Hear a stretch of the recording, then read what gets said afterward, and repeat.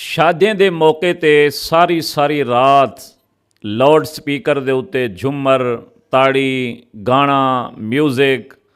ਔਰ ਖੁਸਰੇ, ਹੁਲ ਦੀਆਂ ਆਵਾਜ਼ਾਂ, ਸੀਟیں ਦਾ ਆਵਾਜ਼ਾਂ ਬਿਲਕੁਲ ناجائز اور گناہ ہے، خدا دے عذاب کو دعوت دیون دے مترادف ہے۔ او بھائی اللہ سہی نے نمازی امام کو پابند کیتے کہ امام اگر نماز پڑھیں دا پہ تو اتنی اچھی آواز کرے جتنا جماعتی سنن، ہوں کنوں زیادہ اچھی آواز قرآن دی قرات دی بھی نہیں کر سکتا۔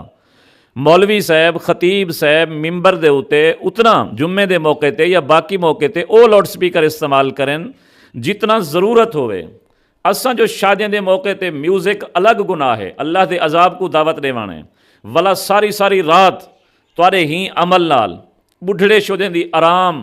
خلل آویں دے، بڈھڑے نیندر نہیں کر سکتے، بیمار نیندر نہیں کر سکتے، بچے نیندر نہیں کر سکتے، جڑے عورتیں سارا نہیں کم کرنے وہ بیچارہ ساری رات سوم نہیں سکدیاں، کتنا لوگیں کو تکلیف تھی دیئے۔ نبی پاک صلی اللہ علیہ وآلہ وسلم فرمائے المسلم من سلم المسلمون من لسانہ و یدہ، مسلمان او ہے جن دے ہاتھ اور زبان کنوں کہیں بے مسلمان کو تکلیف ہی نہ تھی وے۔ تساں ساری رات لوگیں کو گناہ دیاں گالیاں سنواتے، گانے سنواتے، خود ہی گناہ گار بنیو، بے کو بھی گناہ گار کیتے وے، لوگیں دے آرام وچ خلل پاتے، بیماری دے اندر انہیں کو مزید دکھ وچ مبتلا کرتے، مزید خدا دے عذاب کو دعوت نہ دیتی کرو۔